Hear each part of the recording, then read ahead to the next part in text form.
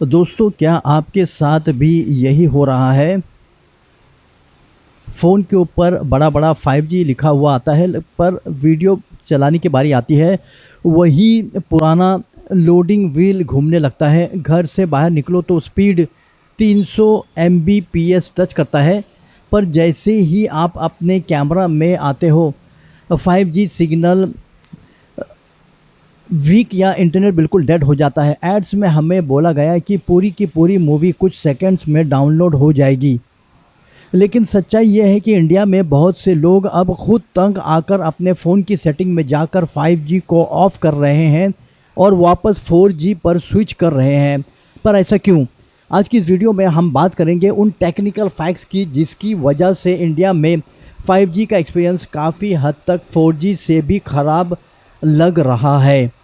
सबसे पहले और सबसे बड़ा मुद्दा है आपकी फ़ोन की बैटरी की लाइफ। अगर आपने नोटिस किया है, जब से आपने 5G सिम चलाना शुरू कर दिया, आपके फ़ोन की बैटरी दोपहर तक ही दम तोड़ दे। इसका टेक्निकल रीज़न है नेटवर्क हंटिंग। इंडिया में अभी भी 5G के टावर्स हर जगह सीमलेस नहीं है, इसलिए आपका फ़ोन बैकग्राउंड में लगातार 4G या 5G कि स्विच करता रहता है।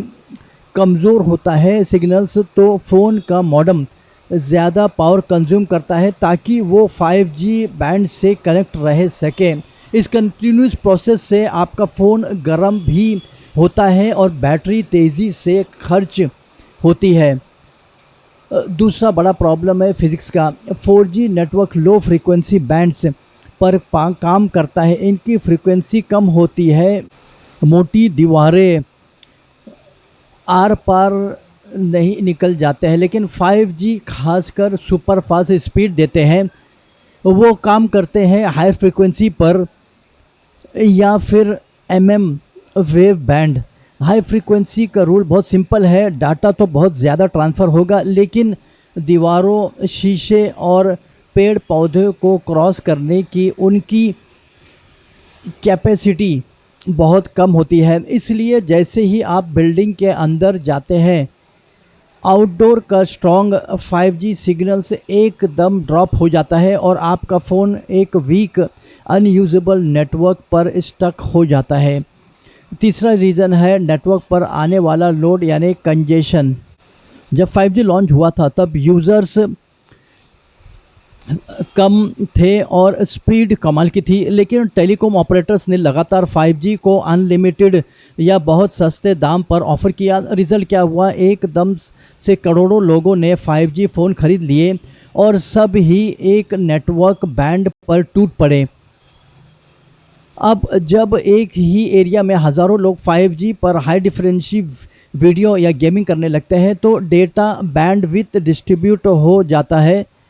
रिपोर्ट के मुताबिक पिछले कुछ वक्त में इंडिया के बड़े टेलीकॉम ऑपरेटर्स ने एवरेज 5G डाउनलोड स्पीड पहले के मुकाबले काफ़ी नीचे आई है, क्योंकि यूज़र्स बढ़ गए हैं और स्पेक्ट्रम इंफ्रास्ट्रक्चर उस हिसाब से अपग्रेड नहीं हो पाया।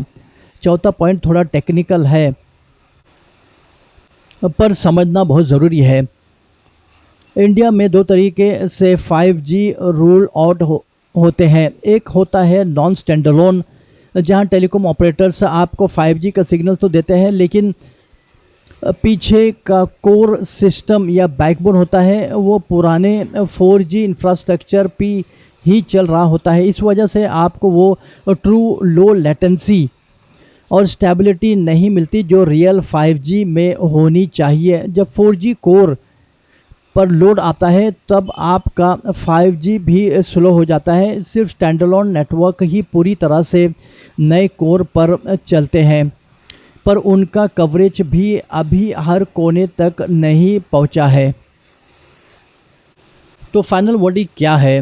क्या 5G बुरा है? बिल्कुल नहीं। 5G फ्यूचर के लिए एक बेहतरीन टेक्नोलॉजी है, लेकिन फ़िलहाल के लिए आप किसी ऐसी जगह रहते हैं जहाँ 5G का सिग्नल से बार बार आता जाता रहता है या आपके बैटरी जल्दी ही ख़त्म हो रही है, तो सबसे समझदारी वाला काम यही होगा, अपने फ़ोन की सेटिंग सेलुलर नेटवर्क सेलेक्ट कीजिए और प्रीफर्ड नेटवर्क टाइप को 4G LTE ओनली पर सेट कर दीजिए। इससे आपको एक स्टेबल नेटवर्क मिलेगा, कॉल ड्रॉप्स कम होंगे और आपकी फ़ोन की बैटरी भी लंबी चलेगी।